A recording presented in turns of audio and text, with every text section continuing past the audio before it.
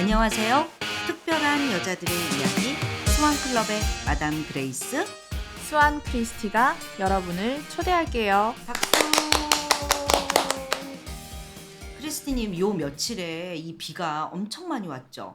네. 맞죠? 하늘이 뚫린 것 같았어요. 근데 여기가 통창이다 보니까 이 먹구름의 번개에 막 장난 아니었어요, 저도. 근데 좀 이상한 게 예전 같았으면 막 무서웠고 막 이랬었을 거거든. 근데 나는 무섭다기보다 막 뭐라 해야지 그 소리랑 막 이런 진동이랑 막 이런 게 너무 컸는데 속은 뻥 뚫린다는 느낌? 아, 막 그래요? 무섭다기보다 좀 시원하더라고요, 나는. 저는 모르겠어요. 아직까지도 무섭더라고요. 무서웠어. 근데 그때 제이랑 같이 있었는데 제이는 무섭지 않을까라고 제이야 안 무서워. 그러니까 엄마 시끄러워. 이렇게 얘기하다 역시 애들은 아직 뭔지 모르니까 그냥 시끄럽다고 하더라고요. 다음 주는 이게 이 비가 더 강하대요. 아, 이번 주에 내린 거하고 네. 비교를 못할 정도로 더 강한 네. 비가 내릴 거라고 하는데요. 누가 그러더라고요. 딱 출근하면서 아니 센텀인데 왜 이렇게 하수구 냄새가 나냐고. 냄새 날 수 있죠. 뭐 센텀이라고 냄새 안 나나? 하수구 역류하면. 근데 그분 이제 여기 안 살거든요. 네. 그러다 보니까 이 센텀 지역에 대한 선입견이 좀 있으신가 봐요. 냄새 안 났어요? 저는 비가 오면 밖에 나가질 않습니다. 창문도 안 열고? 창문은 조금만 아, 열고. 그럼 그 동네는 같은 센텀인데도 좀 덜했나 보네. 아니요. 그 앞에 좀 잠기기는 했는데 제가 비 오는 걸 별로 안 좋아해가지고 집 밖을 나가지 않았습니다. 지난 시간에는 우리가 임신 초기 때와 후기 때 이렇게 궁금한 점이나 관심 분야가 나누어진다고 했었잖아요. 아무래도 임신 초기 때는 뭐 나를 위한 뭐 맛집, 뭐 호캉스, 태교, 뭐 튼살 크림 이렇게 나를 위한 것들에 관심이 갔다면 임신 후기가 되면서 이제 좀 더 구체적인 계획, 뭐 지원받을 수 있는 사회 서비스라든지 행정적인 절차 접수해야 되고 또 출산 준비물을 체크해야 되잖아요. 그리고 또 병원하고 조리원 생활을 끝내고 이제 집으로 왔을 때 뭐 산후도우미 이런 업체에도 관심을 갖는다고 합니다. 크리스티님은 출산 준비물 목록이랑 비용 뭐 지난 시간에 엑셀로 정리해 둔 거 보내주셨잖아요. 네. 나 솔직히 보면서 역시 하면서도 상당히 놀랐어요. 아, 정말요? 진짜 놀랐어요. 왜냐하면 당연히 첫 출산이다 보니까 뭐 손싸개에서부터 거주 수건 다 필요할 것 같고 사실 가격은 안 받거든요, 저는. 네. 그냥 예산이라는 거 안 정하고 막 다 샀단 말이에요. 그런데 막상 이렇게 해보니까 이불 같은 거는 소용이 없었어.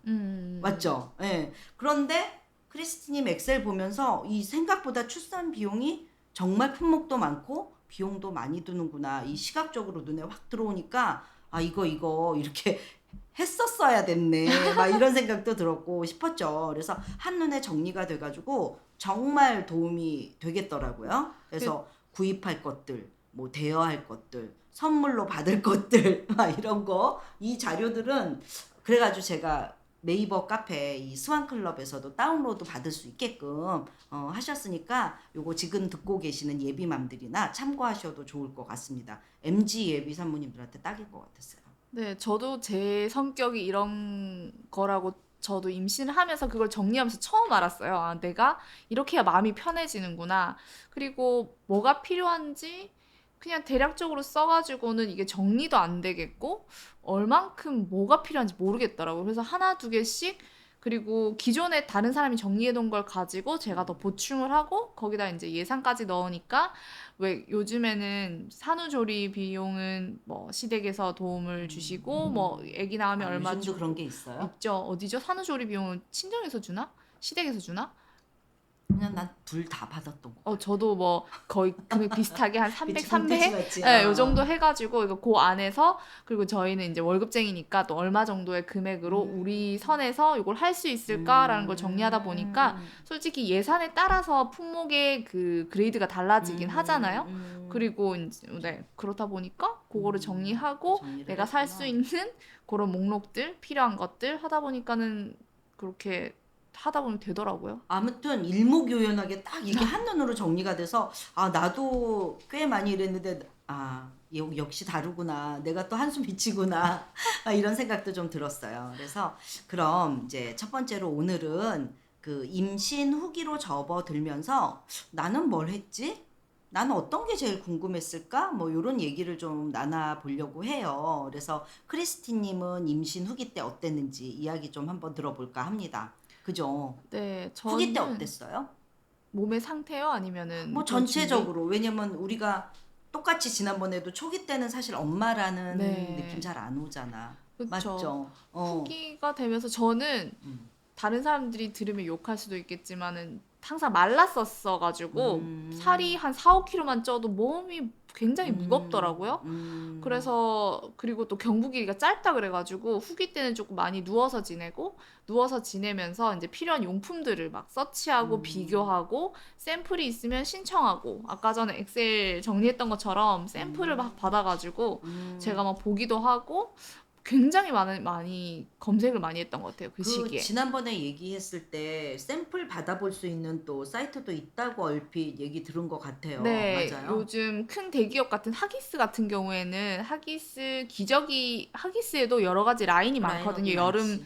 여름 라인, 뭐 유기농 라인 그런 거를 신청 하기스 홈페이지에 들어가면 그 인증을 한 후에 그 샘플을 기저귀 샘플을 다 받아볼 수가 있더라고요. 그리고 각각의 좋네. 그런 분유 회사에서도 그런 스틱으로 된 것들 혹은 이제 산모교실 가면 그 협찬 붙는 협찬사들에게서 이제 그 샘플 같은 걸 많이 받을 수 있더라고요. 음. 그런 거에서 일단 선택을 할 수 있고 처음에는 분유도 제 친구들 보니까는 하나씩 다 사서 먹어보더라고요. 그래서 아기가 낳기 먹는 전에? 어 낳기 아기 전에 분유를 사서 먹어봐요? 오, 그래서 대단하다. 내가 애가 먹을 건데 내가 맛봐서 내가 맛있는 게 애 입맛에 맞을까라고 생각을 했는데 그걸 직접 그 맛을 아. 아빠랑 같이 이렇게 구매해가지고 맛보는 분들도 음. 계시더라고요. 그 임신 후기 때 경부 짧다고 그랬는데 네. 조기 진통이나 이런 거 없이 잘 출산했습니까? 네네, 그런 건 없었어요. 그랬구나. 그냥, 네, 좀 짧았는데, 그래서 누워서 한 한 달 정도는 거의 누워서 생활했던 것 같고, 그때 막 집중적으로 정보를 막 모았나 보네요. 네, 그래서 거의 낳기 100일 전이 뭐야, 뭐 한 200일 전에는 음. 유모차까지 다 샀었어요. 아, 그냥 일찍 준비를 네, 좀 했구나. 성격이 또 급하다 보니까 어. 첫째고 할 일 없잖아요. 그래서 어. 첫째 때는 정말 행복하게 산모교실 다니고 검색하고 이제 쇼핑하는 재미 그러더라고요. 제2의 신혼살림처럼 그걸 하는 게 이제 그럴 수 애기들 물품을 있었겠다. 사면서 그때가 제일 행복했었던 것 같아요. 그때도 온라인으로 구입을 많이 했죠. 그, 어땠어요? 저 때는 첫째가 17년도였는데 16년, 17년도도 뭐 쿠팡으로도 많이 하긴 했지만 쿠팡이 있었네. 우리 그때 때는 있었던 것 같아요. 없었다? 그쵸. 그래도 이제 저는 직접 보고 사야 되는 스타일이라서 음. 그때는 베이비 페어 같은 거를 많이 돌아다니고 백화점에 가면은 육아용품 많이 모아둔 곳 거기 가가지고 직접 보고 이야기 듣고 그렇게 구매를 했던 것 같아요. 그렇구나.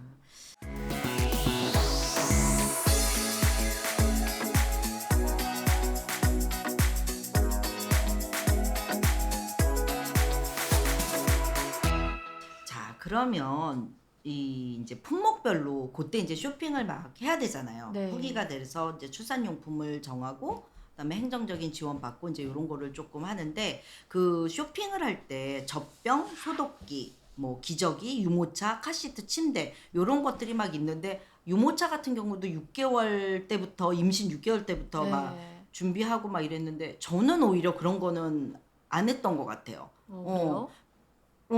그런 거는 이제 정보나 이게 왜냐면 지금 당장 아기가 너무 쬐끔하니까 음, 미리 하고 나도 좀 의심이 많아가지고 이제 더 공부를 하고 사야 되겠다 그랬고 많이 안 샀지. 음, 그래서 우리는 이제 온라인 쇼핑이 없었으니까 직접 보고 사야 되니까 이제 네. 백화점에 가면 육아 이제 그 층이 있잖아요. 그러면 음, 이제 모든 출산 준비물을 했는데 지금 제가 이렇게 백화점을 가서 한번 이렇게 시장 조사차 보니까 그 신생아나 유아들 유아 코너가 되게 많이 줄었더라고요. 그 층에 많이, 물건의 선택도 되게 없었고 그거는 음, 확실히 쇼핑의 그런 약간 트렌드인 것 같은 게 지금은 음, 온라인이나 많잖아. 라인들이 네, 네. 많으니까 오프라인이 조금 축소가 된 것 같기는 해요. 음, 그러면 이제 제일 젖병 소독기 뭐가 제일 많잖아요. 네. 제일 먼저 관심이 이렇게 갔던 게 뭐였었어요? 나는 저는 분유.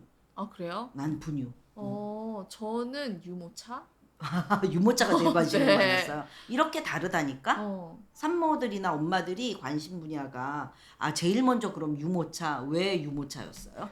디자인적으로 이쁜 것들도 너무 많고 일단 애기 그때는 이제 분유의 중요성과 기저귀의 중요성을 몰랐던 거죠. 그러니까 첫째다 보니까 일단 외관상 보여지는 것들, 보여지는 것들. 그리고 그 아이를 데리고 나갔을 때 그때는 몰랐죠. 되게 내가 미니스커트를 입고 힐을 신고 이 유모차를 끌면 굉장히 이쁘겠다. 그랬구나. 그거에 좀 초점이 있었던 것 맞아요. 같아요. 처음이니까 저도 당연히 아기를 출산을 하면 모유를 먹여야 되는 거였잖아요. 네. 근데 왜 나는 분유를 먹일 생각을 했는지. 그러네요.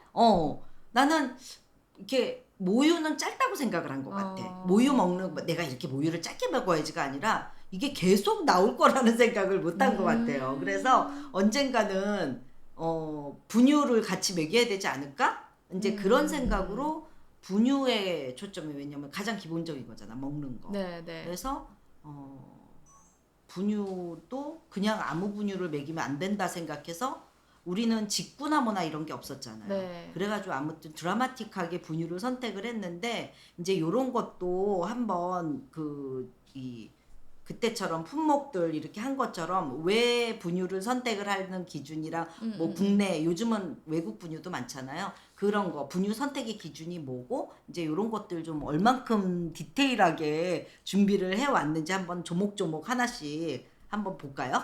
네, 그래서 오늘은 좀 선택하시기에 도움이 되실 만한 기준이 되는 그런 이야기를 하고 싶고, 오늘은 젖병, 분유, 기저귀 요 정도 한 3가지를 가지고 이야기를 했으면 좋겠습니다. 그래서 아까 전에 그 그레이스님이 말씀해주신 분유부터 이야기를 해볼까요? 그래볼까요? 네. 그때는 그레이스님이 분유를 선택했던 기준은 뭐였나요? 나는 우리나라의 그 분유를 공정 과정을 믿지 않았어. 왜 언론 같은 데서 막 나오면 네. 항상 지금까지도 그런 얘기 나오잖아. 언론이 참 정말 중요한 게 우리는 처음이니까 뭐 하나 TV에 딱 이렇게 나오면 막 그게 그때 한 번씩은 꼭 나오는 것 같지 않아요? 그 분유에서 뭐가 나왔다, 분출됐다, 맞아요. 뭐 플라스틱이 나왔다. 네. 그런 게 있었어요. 그러다 보니까 도대체 어떻게, 그게 일부러 집어넣지는 않았을 거지만 이 공정 과정에 거쳐서 뭔가가 이렇게 들어가는 거잖아. 그러면 또 한 번 볼 때 그 공정 과정이 얼마나 허술하면 그런 게 나올까? 뭐 자동화 시스템이 그때처럼 뭔가 막 이렇게 깊게 들어가니까 불안한 거야. 뭐 외국이라고 그건 아니겠지만, 그래서 수입 분유를 먹여야 되겠다 이래가지고 수입 분유는 어떤 게 있을까를 찾아보니까 국내에 들어오는 그게 많지가 않았거든요. 지금은 되게 많죠. 그때는 시밀락이라는 거가 하나밖에 없었어. 정식으로 들어오는 거죠? 수입이 되는 거죠? 그거는? 정식으로 몰랐고 나는 그걸 아예 그냥 외국 사이트로 봤지. 그러니까 마트에서 살 수는 없었어요. 네. 그러면 직구였던 것 같아요. 근데 그게 이제 직구는 아니었고 우리 근처에 이제 미국 부대가 있었거든.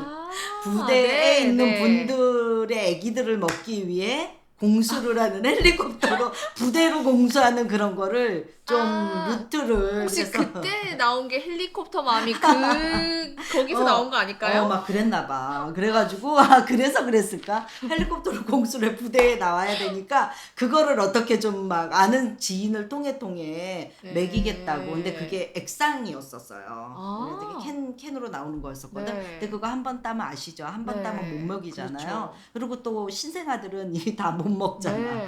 그러니까 진짜 너무 비쌌던 거였지. 그래서 이게 또 우선적으로 그 사람들한테 다 먹이고 이렇게 남아야 나한테 내 차지가 온 거야. 그렇기 때문에 이게 또 그쪽만도 100% 믿으면 안 되겠으니까 이제 우리나라 분유도 그때는 이제 좀 이렇게 보완을 해줘야 되겠더라고. 그래서 외국은 시밀락 액상을 먹였지만 파스테르 분유를 선택했던 것 같아요. 그렇게 막 쳐대니까. 그래서 난 분유를 그 공정 과정 때문에 믿지 못하겠다. 그래가지고 그것도 또 그냥 유별을 떤 거지. 뭐 그렇게 했습니까? 둘째도 그러면 둘째 때는 그냥 먹였던 것 같아요. 그렇게 헬리콥터까지 공수 안 했고 네. 그냥 어느 순간부터는 이제 그 시밀락이 마트에서도 팔더라고요. 아, 그쵸, 그쵸. 그래서 이제 마트에서 사다가 먹였지. 네. 그렇게 배달해가지고 그렇게 아. 먹였던 것 같아. 시밀락을 먹이긴 먹었는데 그렇게 헬리콥터까지 공수해서 네. 액상으로 먹이진 않았어. 둘째 때는. 저는 선택했던 기준이 저랑 친한 언니네가 있었는데 저의 첫째랑 한 4살 차이가 나요. 그 집이 잘 살기도 잘 살고 누구보다 깐깐하고 예민해서 그런 비교나 분석을 저만큼 하는 사람이거든요. 그리고 이미 애가 4살 정도 크는 걸 제가 봤잖아요, 눈으로. 얼마나 그 통통하게 아이가? 건강하게 그걸 먹고 자랐는지를 봐서 이미 검증이 됐다. 저는 생각을 하고 그 언니가 먹는 거를 똑같이 먹였어요, 첫째는. 그게 뭐였어요? 그게 홀레였어요. 홀레 맞죠? 네. 홀레 봤던 것 같아. 네, 맞아요. 그 홀레를 먹이고 둘째는 조금 다른 걸 먹여봐야지 해서 또 다른 친구가 또 첫째를 키울 때 이번엔 힙을 먹이는 거야. 그래서 그것도 많이 힙, 먹죠. 요것도 먹여봐야지 하고 근데 둘 다 뭐 비슷한 뭐 네덜란드, 뉴질랜드 뭐 요런 쪽이라 가지고 그런데 제가 또 선택했던 이유는 요게 국내에 있는 분유보다 쌌어요. 금액이. 가격이 네, 가성비도 우리나라 것도 좋았고 진짜 비싸지.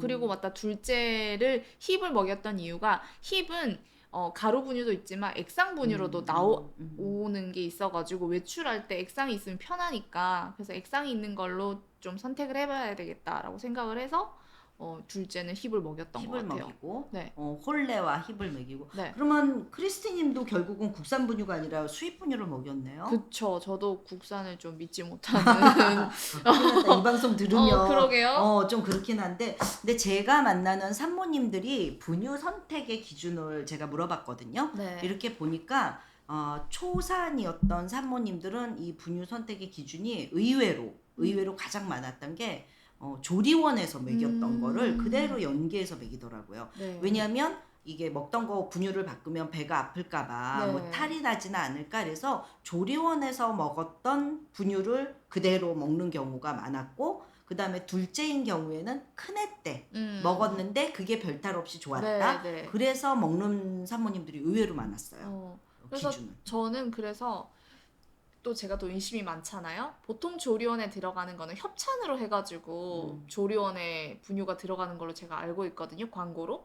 그래서 저는 아예 처음부터 둘째는 들어갈 때 제 분유를 넣어줬어요. 그렇기도 한다면서요, 네. 요즘은? 그래서 우리 아이가 먹일 거를 미리 넣어줘가지고 그 분유를 갈아타는 걸 축소해버린 거, 없애버린 거죠. 왜냐하면 그렇지. 내가 뭔가를 먹이고 싶은데 조리원 때 요걸 잘 먹었는데 내가 선택했던 분유가 안 맞아버리면 또 굉장히 그 시기가 또 힘들잖아요. 그래서 처음부터 저는 아예 그 분유를 조리원에 넣어줬고 그걸로 계속 쭉 먹이게 된 거죠.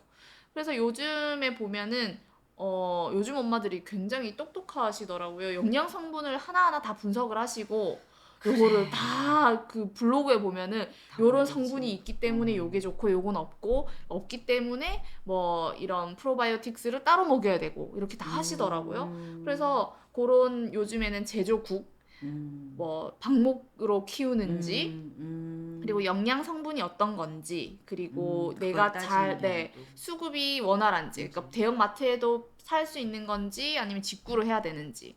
근데 그 뭐 좀 여쭤보는 게 이 마트에서 파는 거는 우리나라에서 만드는 거 아니에요? 수입 분유래도? 우리나라 외국에서 만들어서 우리나라 식약처를 통해서 거기에 성분이 맞는 거에 맞춰져서 그 나라의 직구에서 사는 것과 우리나라 식약처를 통해서 정식 수입한 거와의 영양 성분은 조금 달라요. 그 우리나라 기준과 그 나라의 기준 당연히 다를 수 있잖아요. 그래서 그 같은 만약에 홀레라도 뭐 독일산이 있고 요 어디 산에 따라서 또 영양 성분이 조금씩 다르더라고요. 조금씩 다르구나. 그래서 네네. 그래서 저는 뭐 외국 애들이 더 잘 먹고 잘 크지 않나라는 생각에 저는 그냥 그대로 직구를 해서 먹이긴 했는데. 와, 거기까지는 생각은 못했는데, 그죠? 네. 그렇구나. 분유는 사냥 분유도 많이 먹이더라. 그리고 조리원에서 이렇게 내 분유를 왜 미리 넣었다고 네네. 그랬잖아요. 근데 모든 조리원이 그래요? 다 내가 먹이고자 하는 거 미리 사서 이렇게 넣어줄 수도 있습니까?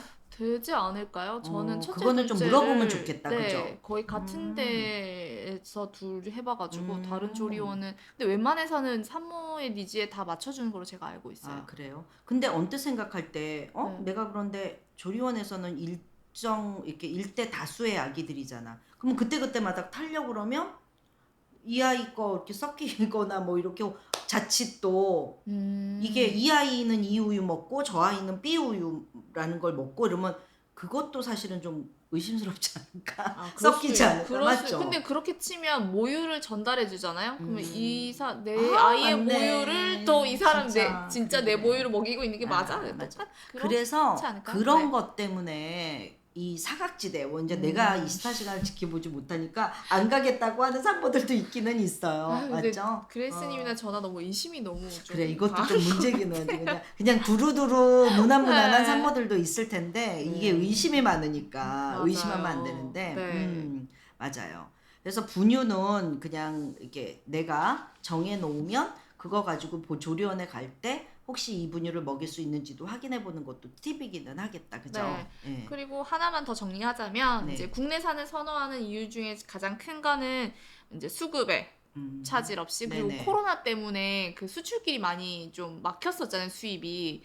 그래서 그 수입 그때 한참 아이들을 키우고 직구를 하시는 분들이 굉장히 어려웠대요. 그래서 나도 그랬었으니까. 네, 그래서 당근에서 굉장히 그걸 많이 구하고 맘카페에서도 요 분유 몇 단계 있냐 이렇게 해가지고 많이 서로 도와주고 하더라고요. 그러네요. 그래서 요때는 수급이 조금 편한 분유를 많이 선호했었던 것 같고 그리고 수입산 분유를 그냥 무턱대고 그냥 외국이니까 좋아요 이게 그렇지. 아니고 이제 자연 자연 방목, 방목. 네, 자연 방목이라는 이미지 때문에 선호하기도 하고 자연 방목 젖소들이 오메가 3와 오메가 6의 비율이 WHO 권장 비율이 가장 가깝다고 합니다. 그래서 이런 것들을 비교해보고 그래서 분유를 네, 선택하는 유기농에 이런 것들이 좋다. 그리고 조금 더 저렴한 경우도 많아서 있고 수입품이라고 다 비싼 거 아니고. 네, 네. 그래서 저는 오히려 쌌기 때문에 좀 더 쌌기 좋더라고요. 때문에? 네, 그래서 그냥 막 주고 많이 먹고 남겨둬서 뭐 많이 남겨라 그렇게 했는데 그랬던 것 같아요. 근데 이거는 사실은 저가 이렇게 보지만 엄마들도 성향이잖아요. 네. 근데 이 엄마들이 이렇게 부지런하고 엄마들이 발품 받고 우리 이사할 때도 발품 번다 그러잖아. 네. 열심히 뛰어다니면 결국은 좋은 집을 얻잖아요. 이런 것처럼 엄마들이 진짜 부지런하고 이런 정보들을 다 가감해가지고 선택을 한다 그러면 나는 충분히 이런 권리를 받을 수 있다고 생각하는 것 같아. 네. 맞죠? 맞죠. 오메가3, 오메가6의 비율이 이런 것까지는 나는 생각을 못 했었거든. 이거보다 더 디테일하게 하는데 저도 그 영양 성분을 저는 잘 몰라가지고 근데 맞네요. 막 더 깊이 파시는 분들은 하나하나 다 따져보시더라고요. 좋은 데는 이유가 있었네. 네.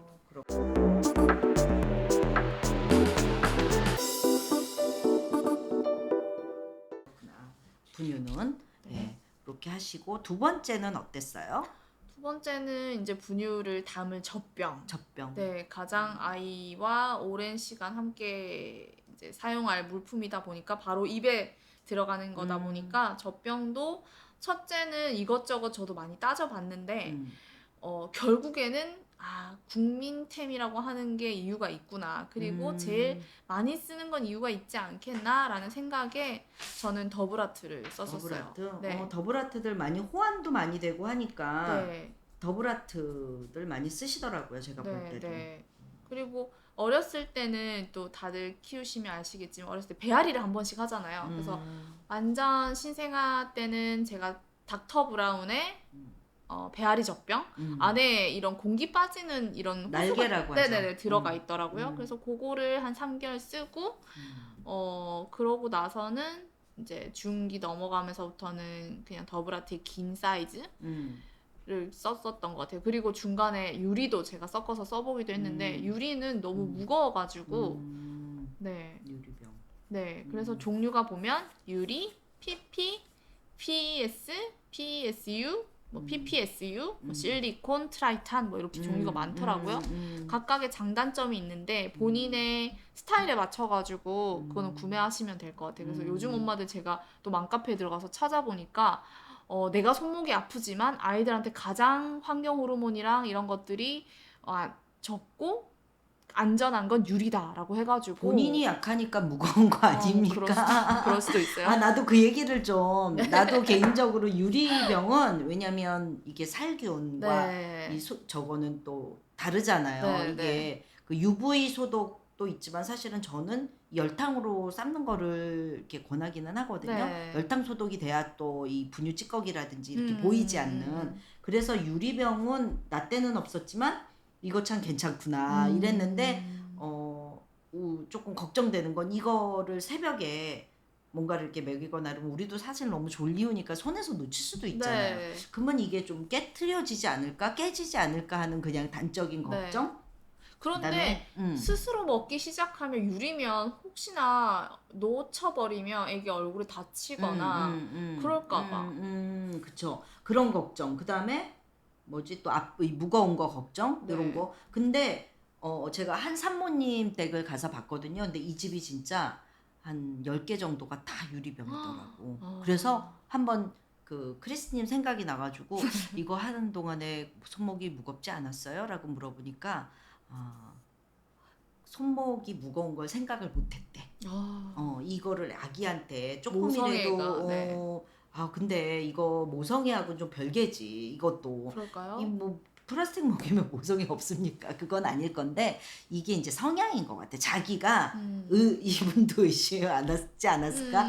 뭐 마음에 안 놓이는 거지. 환경 호르몬이나 플라스틱 사용 안 하고 싶은 거지. 그러니까 젖병을 했는데 10개 넘는 걸 다 젖병을 유리 젖병으로 사용하는 집 처음 봤어. 그러니까요. 이게 섞어서 쓰는 네, 산모는 네. 봤는데 모든 제품이 근데 또 이 아이가 둘째다.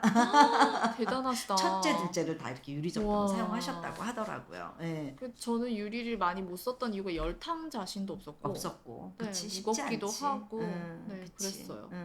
근데 요렇게 하면 뭐 더 좋지 않겠습니까? 뭐 그쵸. 나쁘진 않겠죠. 더 부지런하고 더 네. 무겁고 하지만. 그리고 요즘에는 유리인데도 조금 가벼운 유리 젖병도 그렇지. 나온다고 하더라고요. 이게 점점 이제 이 제품도 네. 진화를 해서 네. 그런 단점을 보완하는 제품들이 많이 나와서 네. 저도 PU, PPU까지는 아는데 막 PP 이런 것까지는 잘 몰랐던 것 같아요. 왜냐하면 일반 조리원에서 쓰는 거는 그린맘 그런 거는 제가 알기로는 PP예요. 이게 삶으면 열탕 소독을 하면 안 되는 걸로 알고 있거든요. 네네. 요즘 좀 이렇게 변형이 와요. 그러다 보니까 이제 요런 거를 보완하는 게 아마 이 더블아트 같은 경우는 오히려 소독기에다 집어넣지 말고 열탕을 하라고 또 제품 설명에 그렇게 나와 있더라고요. 맞아요. 음, 그게 더블아트가 PPS거든요. 그런 것 같아요. 그래서 요거를 한번 정리를 해서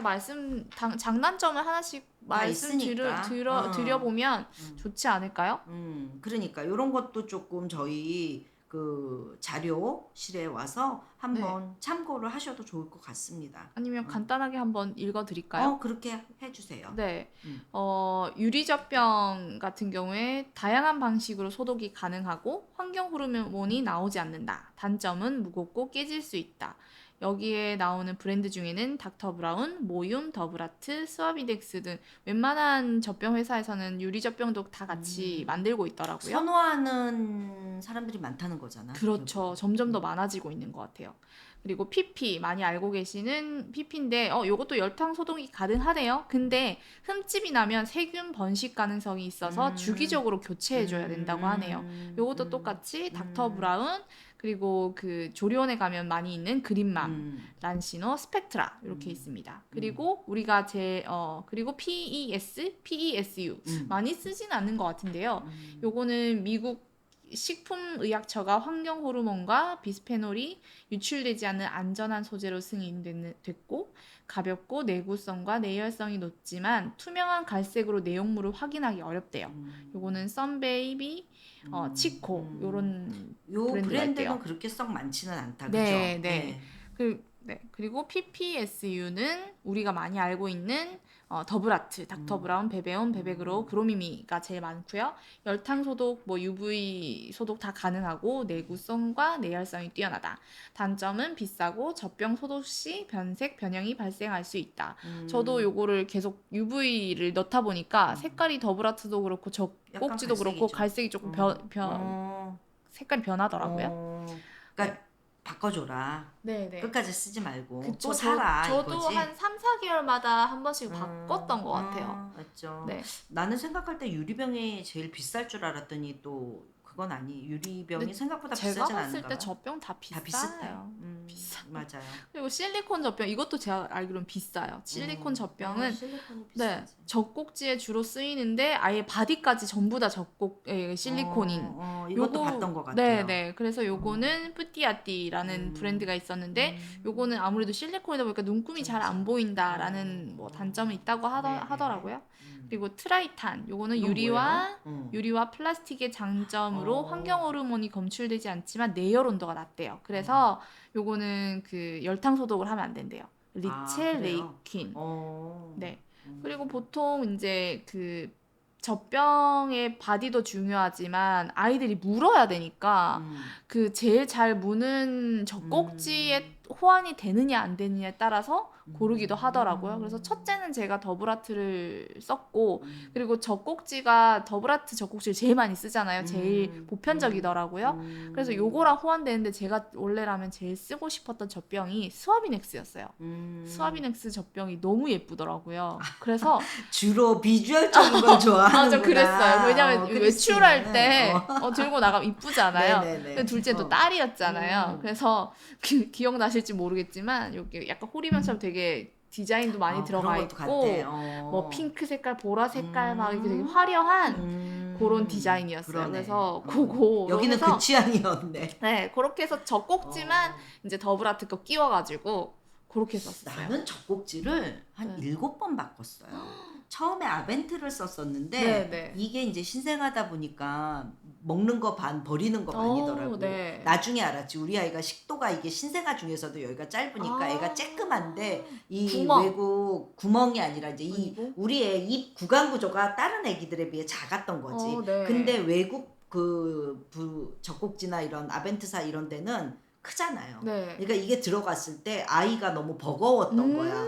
그러니까 질질질질질질 다 세고 그래서 바꿨던 게 또 누쿠였던 것 같아요. 누쿠도 근데 있죠. 그 누쿠는 또 이 모양이 납작하잖아요. 네. 이게 되게 힘들대요. 구조가 나오는 게. 그러니까 아이가 정말 네. 엄청 빨아서 힘을 대야 되니까 이거를 아기가 또 못 빨더라고. 네. 그래서 또 이 분유가 줄지를 않는 거예요.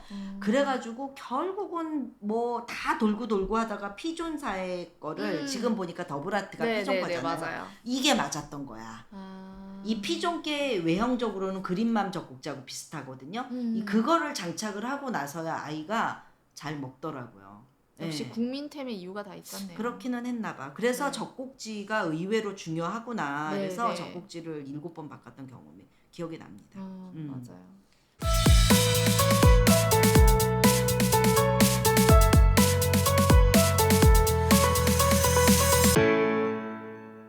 그래서 분유하고 젖병이 좀 그랬고 그 다음이 어떤 거였어? 기저귀도 중요하죠. 네. 기저귀도 기저귀 하면 또 이게 그거 생각 안 나나요? 우리 여성 생리대 그 이렇게 처음에 막 혁명이었잖아요. 우리 이렇게 막 할 때 이제 막 초경 막 하고 이럴 때 생리대를 어떤 걸 사야 될지 모르는데 전 기억이 그때 날개 달린 뭐 CF에서 위스퍼 뭐 이래가지고 이게 되게 가볍고 뭐 했다 이랬는데 나는 사실 그게 안 맞았어.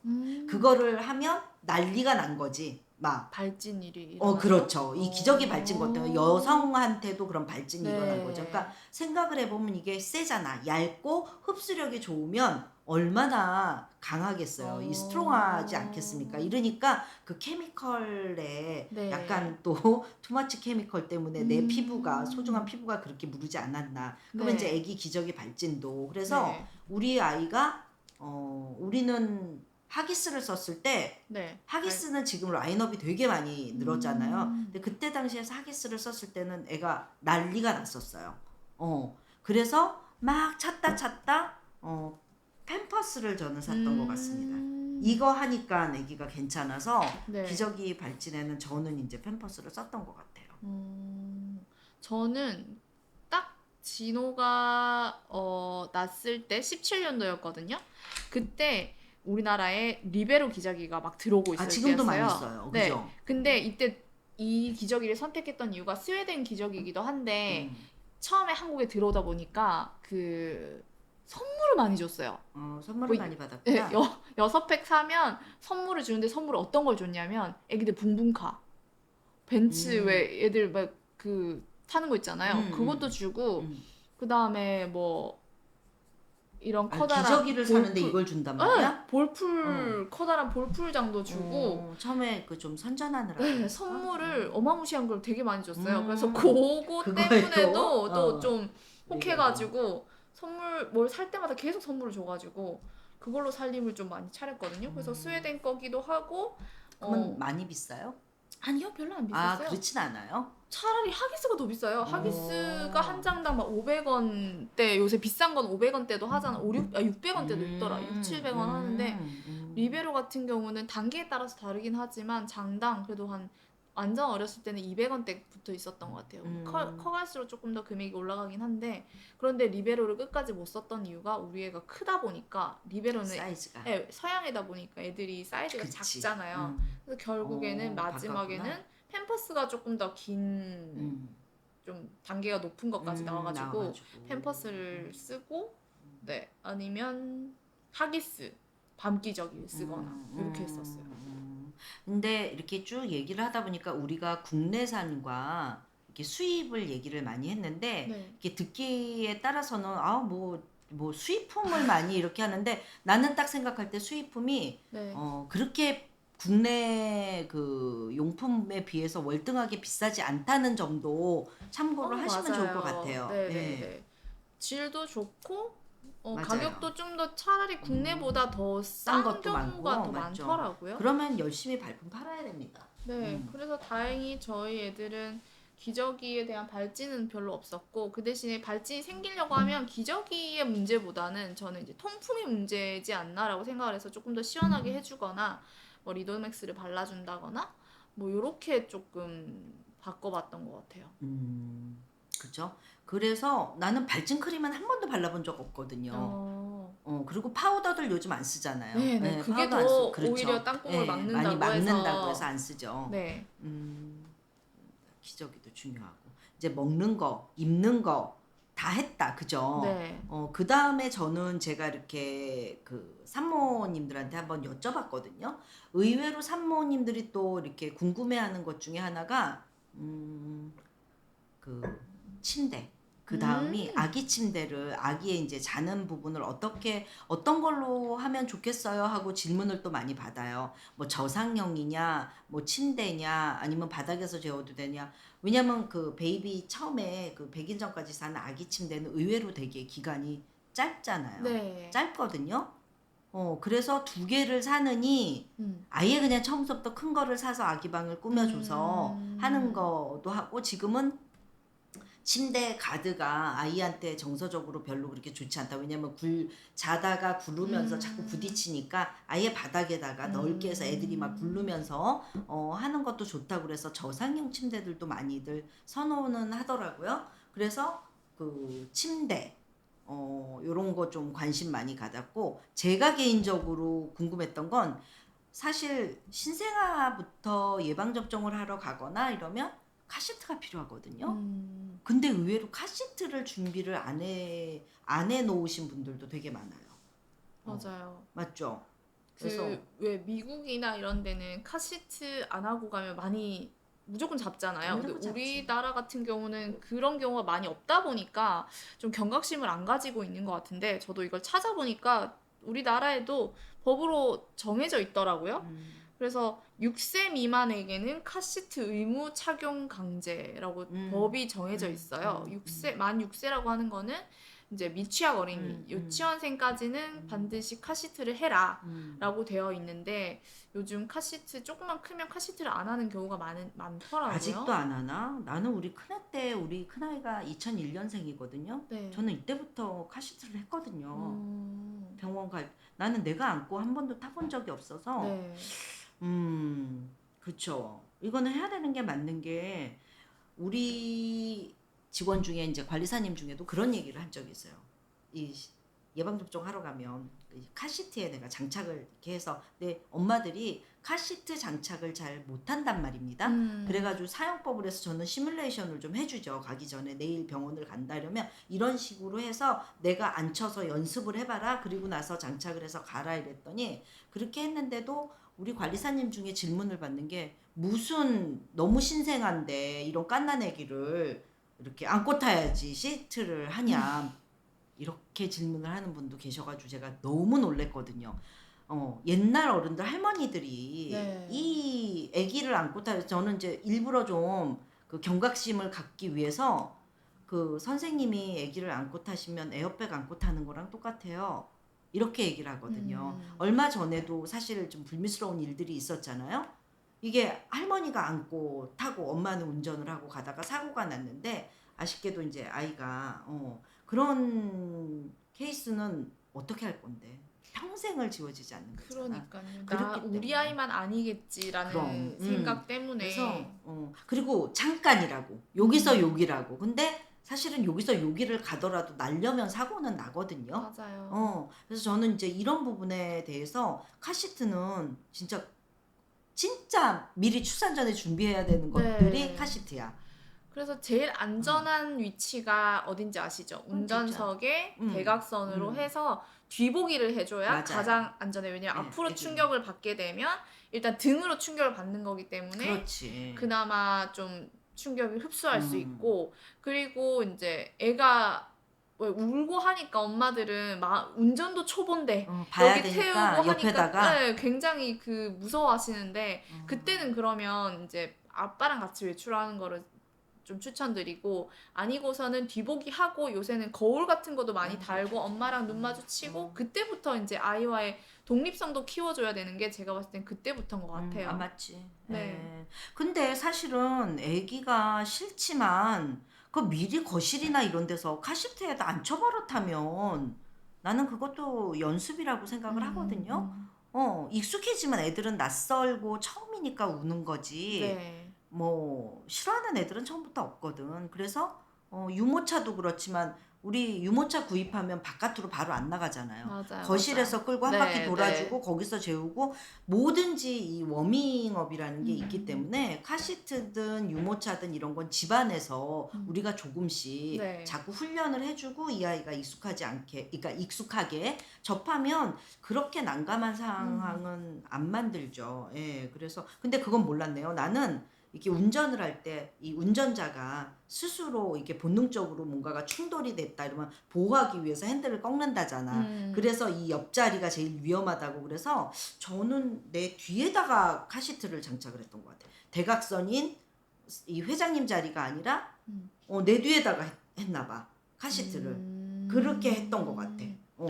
그럼 케어하기 힘들지 않으세요? 왜냐면 대각선 뒤로 있으면 애가 울거나 하면 이렇게 팔이 뻗어서. 아, 그거 더 위험하지. 어떻게 한 손으로 운전하면서 뻗나? 그러니까 아니야, 나는 그래요? 카시트를 아예 내 뒤에다가 처음부터. 그리고 장착하기 전에 이 카시트를 많이 채워봤죠.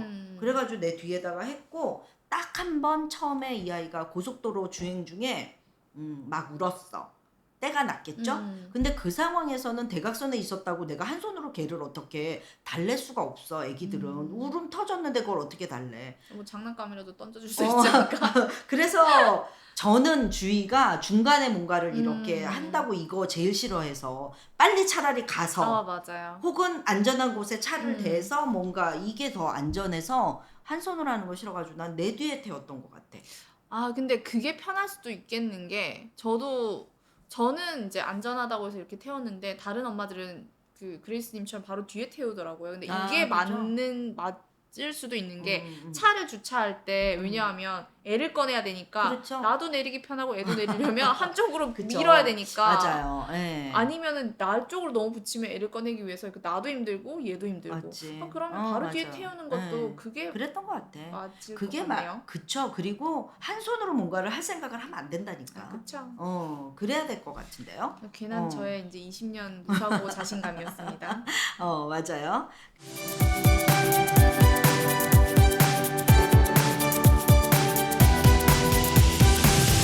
그래서 그다음에 이제 6번째로 침대는 그거는 이제 이 굳이 아기는 의외로 신생아 침대는 좀 짧다는 거. 사용 네. 기간이. 저는 진짜 아기 침대도 써보고 바닥에도 차보고 음. 저상형 침대 다 해봤거든요.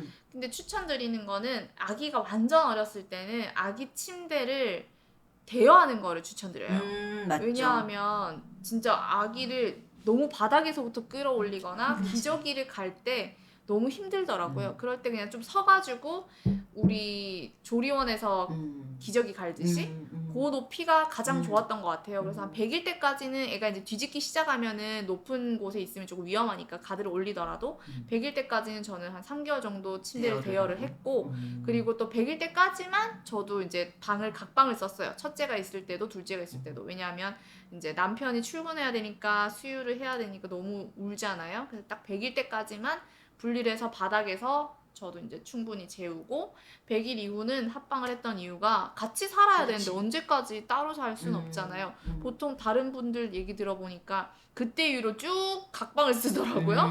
애기랑 엄마는 모방에서 클 때까지 자고 아빠는 그냥 혼자 자고. 저는 그런 일이. 네, 저는 그거는 육아는 함께 해야 되고 엄마가 얼마나 밤에 힘든지도 아빠는 알아야 된다 이 주의이기 때문에 같이 잤고 그리고 이제 둘째가 있을 때도 첫째가 있을 때도 저는 100일만 지나면 바로 합방을 했던 이유가 이제 얘도 적응을 해야 되잖아요. 동생이 있고 동생이 이 밤에 울고 하는 것도 처음에는 당연히 못 자죠. 근데 어느 순간부터 울어도 첫째는 잘 자더라고요. 그래서 그러고 나서 아니 그러면 네 식구가 방 하나에서 같이 생활을 했어요? 네, 저상형 침대를 그래서 저상형 침대로 해서 제가 3,000짜리를 해가지고 퀸 붙인 거 있잖아요. 1,500 거기에 그래서 가득- 온 네 사람 네. 네 식구가 다 방을 침대 치우고 저상형 침대로 완전 낮은 저상형 침대를 사가지고 그러니까, 아빠, 첫째, 나, 둘째 그렇게 네, 이렇게 해가지고 한참을 생활하다가 둘째가 3살 때 그 침대를 이제 분리를 치워버렸어요. 했구나. 침대 치워서 첫째가 이제 6세 때 저는 그 아이의 방을 독립시켜주고 그리고 지금은 이제 둘째랑 이제 셋이 자고 있어요. 그렇게 아직도. 네. 그래서 셋이 잘 때는 저상형 침대 치워버렸으니까 이제 저의 이제 킹 사이즈 침대에 둘째 침대를 따로 오빠 거 사면서 같이 샀어요. 사서. 그래서 바로 붙여가지고 같은 방에서 자되 너는 너 침대, 엄마 아빠는 요 침대. 부부 생활에 문제 없어요? 부부 생활 가족끼리 하면 안 되잖아요. 아니 왠지 생각에 네. 이렇게 그렇구나. 어느 순간은 같이 자기는 하는데 근데 요즘 MZ 세대라고 하죠. 이 지금 크리스티님처럼 이게 우리 때는 남편이 출근을 해야 되니까 이제 따로 네. 많이 했단 말이죠. 근데 요즘은 똑같아요. 괜찮아. 왜냐면 자기야 나 코 고는데 애기랑 자기 신경 쓰니까 내가 따로 잘까 이러면 우리 사모님들 절대로 안 된다고 한대요. 맞아요. 괜찮아. 같이 다 깨고 같이 자고 해야 돼. 네. 그래서 같이 잔다고 하더라고요. 근데 애기들이 그래 진호는 그렇게 독립을 하고 지금 제이가 몇 살이죠? 5살이죠. 5살인데 한 방을 쓰는 건 조금 그런데요? 독립시키고 싶은데 딸이기도 하고 희한하게 아들과 딸의 수면 패턴이 다른 게 아들은 어렸을 때부터 자자 이렇게 하면 등 돌리고 잤어요. 저와는 전혀 독립된 생활을 했고 근데 딸은 꼭 제 팔베이를 하고 자더라고요. 자고. 그러다가 그리고 딸은 조금 더 품고 싶더라고요. 제가. 그리고 제가 이제 요새 딸이 없으면 잠을 못 자더라고요. 그래요. 그건 조금 다르다. 그죠? 그리고 제가 며칠 전에 뭘 읽었는데 이렇게 자지 말라고 하더라고요. 엄마 아빠 사이에 아기를 놓고 자지 말고 엄마 아빠 아기를 따로 이렇게 재우라고 하더라고요. 그게 아이의 그런 자존감이나 독립심에 그럴 거면 중요하더라고요. 딴 데다 재워야지. 조만간. 그래서 약속은 했어요. 너도 6살이나 7살 되면 너도 너 방에 따로 이렇게 자야 돼 라고는 계속 이야기해주고는 있어요. 근데 사실은 부부들이 이렇게 출산과 동시에 이 부부 관계 자체가 되게 많이 그때부터는 정말 소원해진다는 거는 뭐 나오는데 그런 거를 위해서라도 조금 뭐 나도 그렇게는 못 해봤지만 좀 분리를 시켜주는 게 연애하는 것 같이 느끼지 않겠습니까? 남자들이 그런 거 불만도 되게 많이 갖는다고 하더라고요. 그렇죠. 네, 맞아요. 그러면 이제 침대까지 다 알아봤다, 그죠? 네. 그러면 이제 물품 다 쇼핑 다 끝났단 말이에요. 유모차 안 했잖아요.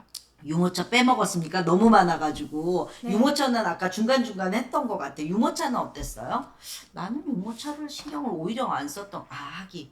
내가 왜 그랬나 이랬더니, 내가 100일 잔치를 하기 전까지 외출을 안 했어. 왜요?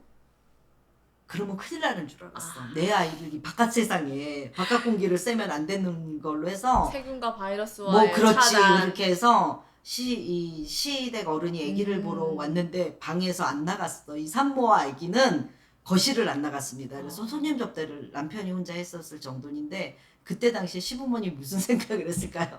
아기를 보러 왔는데 아기를 안 줘. 그렇다고 산모가 모유 수유할 수도 있는데 안방을 벌컥벌컥 열 수도 없고. 그래서 끝내 아기는 못 보고 가셨다는 후문. 그래서 저는 유모차는 오히려 제일 뒤로 밀었던 것 같아.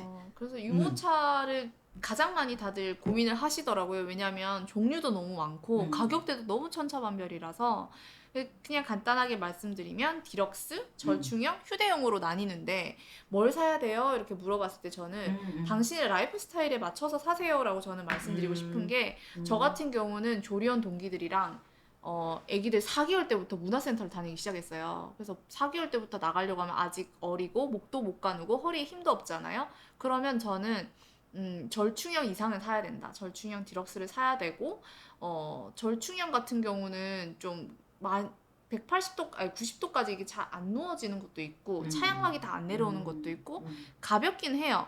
근데 아직까지 흔들림 증후군이나 그런 그렇지. 거가 조금 위험할 것 같아가지고 저는 디럭스를 샀고 디럭스의 단점은 무거워요.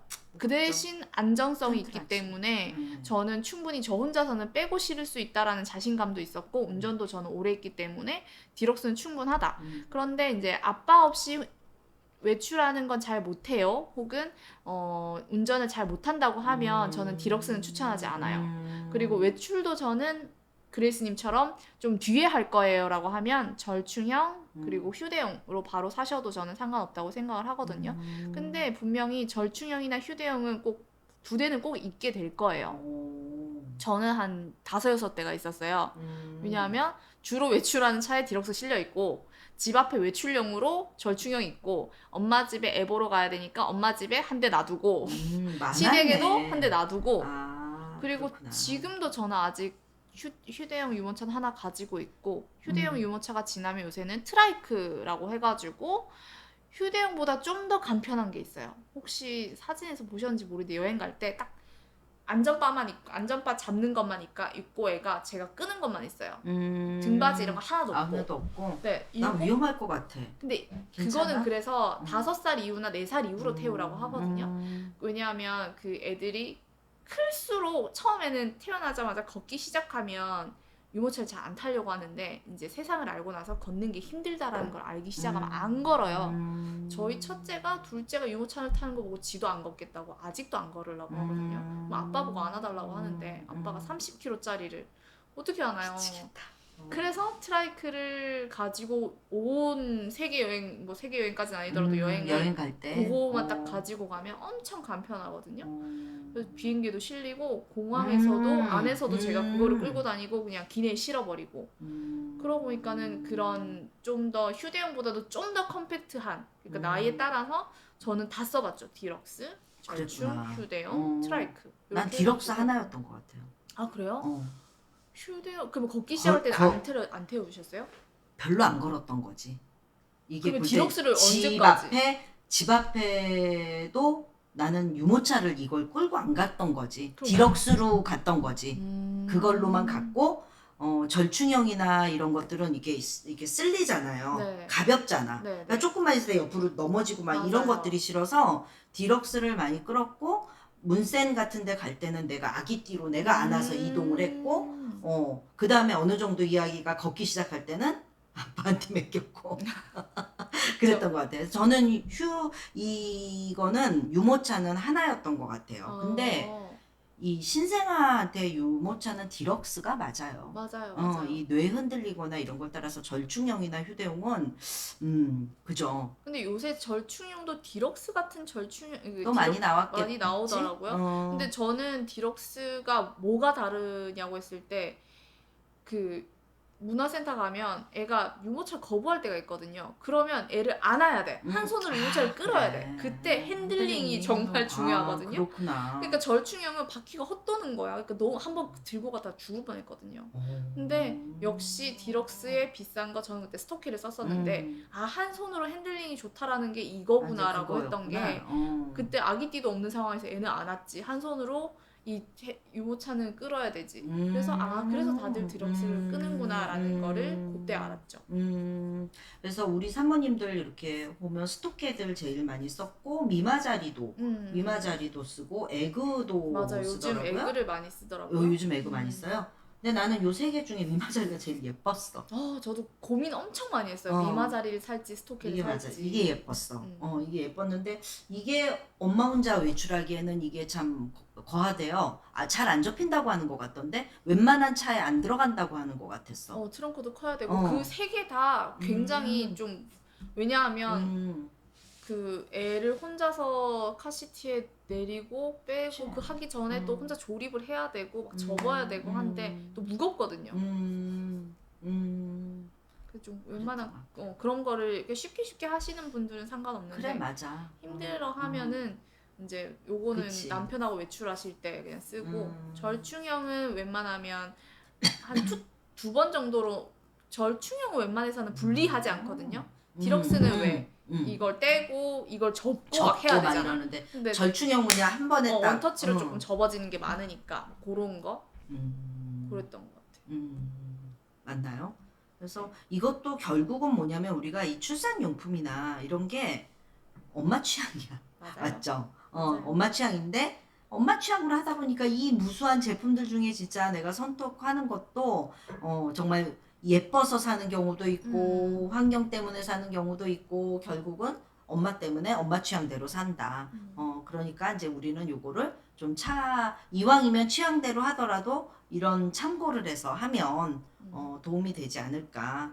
그쵸? 육아용품 쇼핑 다 했어요 우리. 맞죠? 네, 제일 굵직굵직한 거는 제일 많이 했죠. 그랬던 것 같아요. 네, 그래서 저는 젖병 소독기도 선택할 때 젖병 소독기는 스펙을 제가 도저히 모르겠더라고요. 그래서 저희 남편이 전자 쪽에 있으니까 남편 보고 스펙 비교를 좀 해와라 이렇게 남편한테 시켜가지고. 근데 의외로 젖병 소독기는 진짜 어린이집을 갈 때까지 잘 쓰는 것 같아요. 저는 이것도 최근까지 저도 썼어요. 그러니까 이게 지금 뭐 요즘도 이 바이러스하고 이런 전쟁인데 네. 소독기는 이 수분이나 뭐나 이런 걸 하기 때문에 꼭 구입을 하는 게 맞아요. 맞아. 나는 아벤트 거 증기로 끓이는 거를 썼었던 것 같아. 열탕을 하면서 네.